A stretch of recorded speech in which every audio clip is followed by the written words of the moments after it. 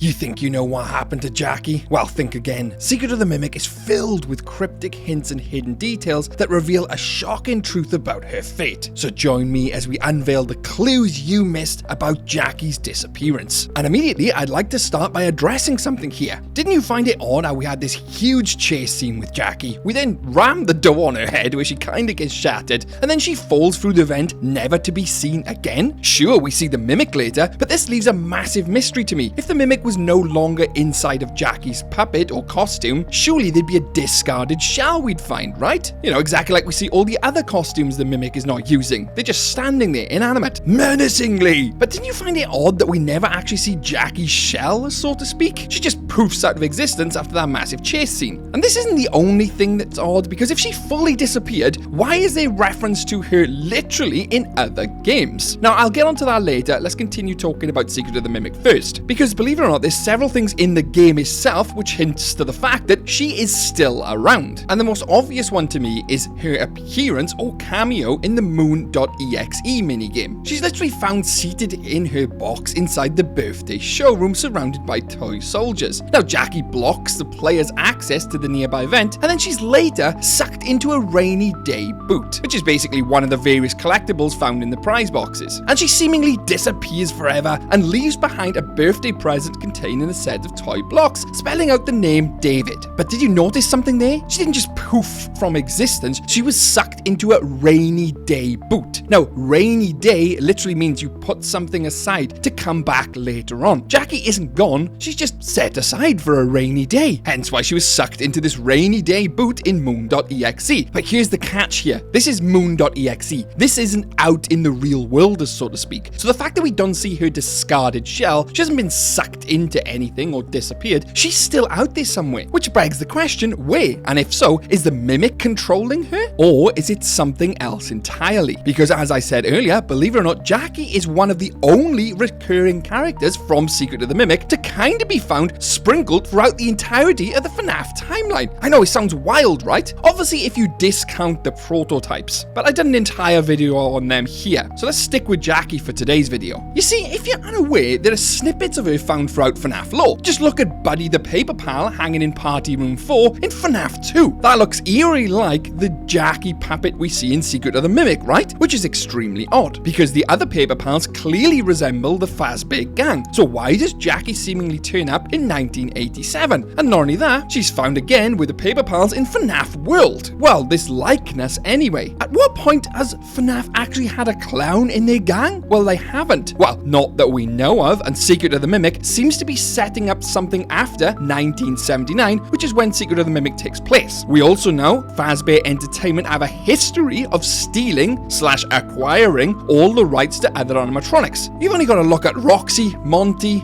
Foxy even. They were never original Fazbear Entertainment IPs, but were acquired. Could they have also acquired Jackie and used her at some point? I mean, it would make sense. She could literally be the original puppet, and there's various evidence which backs this up. I mean, look at the similarities. The box they come out of both look like a gift box, in addition to being prominently blue. The music of their boxes and the Jackie herself plays the theme from the puppet, which is the song My Grandfather's Clock.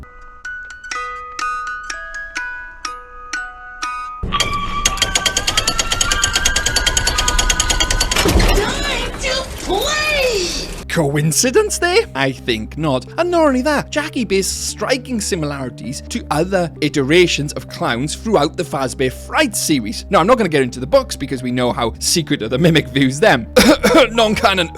But if Jackie was the precursor to the puppet, that would mean that Fazbear Entertainment would have had to have found her somewhere, right? And this is where things get interesting, because as we know, Fazbear Entertainment literally acquire all the designs they find in Murray's Costume Manor for all the animatronics from the prototypes. So wouldn't it make sense that they find Jackie and acquire her likeness and use it? And I'm just going to throw this out there as well. Have you ever noticed how Jackie's face resembles the blank clown mask used by Ennard. Take note here that both have a split in the middle of their mask, including the lower jaw, and they both wear a party hat. And again, this connects perfectly to Secret of the Mimic, because as we know, Fazbear Entertainment own all the land which the MCM factory is built on, and Edwin's house on top of the hill. This log right here basically proves that William Afton, probably after the fire which destroyed the factory and the house, rebuilt the house on the hill, moved into it himself, like we see in FNAF 4, the house on the hill, and lo and behold, what was below that house initially in the Secret of the Mimic game? All the tunnels which lead to the factory, exactly like Sister Location. And what could he potentially find down there? Oh, an old Jackie Jack-in-the-Box. And he builds this into his Sister Location bunker anyway. He didn't build the bunker, it was already there, along with this Jackie Jack-in-the-Box. He could have literally have turned over this Jack-in-the-Box to his partner Henry at the time when they were building the restaurant, repurpose it into a puppet, but he could have kept some parts, specifically the mask, and then that goes into Ennard, etc. Now that's a bit of a stretch, I know, but I thought it was well worth pointing out before we move on to the next sections. You see, by now you've kind of worked out that she didn't just poof from existence. She's still in the MCM factory somewhere. But here's the thing here, if the canon ending is the one where everything burns down, you know, the parachute ending, the factory completely burns down, the house on the hill burns down, would that mean that she burns down as well? Well, not necessarily, because we know they literally take the designs for Roxy, Monty, and all the others. Now, they couldn't have done that if the entire place burned down. Well, there's one way they could have actually. They could have had the blueprints stolen before the factory went up in flames. We know Stan's Budget Tech were literally poaching designs from Fiona, hence how we see like the mediocre melodies, Stan's Workshop in FNAF 6, the pizzeria simulator. This easily proves that designs could have been leaked before a fire. But here's the thing, I don't think the designs were leaked, I think they found Jackie herself. But the point I'm trying to make is they clearly got their hands on Jackie somehow, because she's the precursor to the puppet. And not only that, as I stated earlier, we know she appears in these paper pals. She's seen basically as a paper pal in Party Room 4, meaning she herself as Jackie, not the puppet, would have been in a FNAF location at some point. They literally ripped her out of MCM and put her in her entirety in a location somewhere. Hence why all these customers slash kids were drawing pictures of her, depicting her. They had seen her, just like we see the coming soon posters for Fredbear's Family Diner scattered throughout Secret of the Mimic, you know, because we know Edwin was literally making the animatronics for them. Is it possible that Jackie was also one of the first to go into these restaurants, but they later abandoned her for some reason? Now, we could speculate all day long that Fazbear Entertainment abandoned her because when they picked her up in the MCM location, well, the burned down one, they picked the costume up, but what was inside of there? The Mimic as well, and they transfer the Mimic and the costume to a Fazbear Entertainment location. The Mimic does what it does best, it breaks loose, starts stuffing people inside of costumes, exactly like we see the workers being stuffed inside of costumes in the MCM location. It decides to do that at a Fazbear Entertainment location, stuffing customers or employees, and this is how the rumors first get out. Because if you remember, in FNAF 4, we play the minigames, and in the minigames, we come across a little girl. Now, it's worth noting here, this is set in 1983, pre any stuffing of anybody in any animatronic. But this little girl hints to the fact that people have been stuffed in animatronics before. She literally says something like, oh, if they catch you, they'll stuff you inside of an animatronic costume. Now, that can't be in reference to William or any other incident. It could literally be reference to the Mimic inside of a Jackie costume or Jackie puppet stuffing patrons inside of one of these locations. Again, it's a bit of a stretch, but the theory work is there. I mean, it's only further reinforced by the paper pals in FNAF 4 and in FNAF World, all indicating that Jackie was around during the Fazbear Entertainment pizzeria restaurants. I know it's a bit of a stretch, but if any of you fellow theorists want to take this and run with it, be my guest. But the thing here for me is, will she return in another game? I mean, they've clearly set her aside for a rainy day, just like that rainy boot implies. Whether that's going to be used in another game, or whether we're to theorize that she's come back at some point, that's down to us. I think they'd probably use her again in another game, because I mean, she was literally featured everywhere in the marking. She was seen as like the flagship animatronic, but yet she was the one we've seen the least of. So it's highly likely she's going to make a return appearance. Coupled with the fact that we do not see her empty casing, we do not literally see her die in any shape or form, she's coming back, guys. And if she doesn't, well, we've just theorized how she can and did for the entirety of the franchise anyway, just off camera, so to speak. But what do you think? I'd love to hear your thoughts on Jackie below. Was she part of Fazbear Entertainment? We just never seen her? Kind of things happen behind the scenes, so to speak? Did she die? Do you think she's never going to return again? Please let me know in the comments below.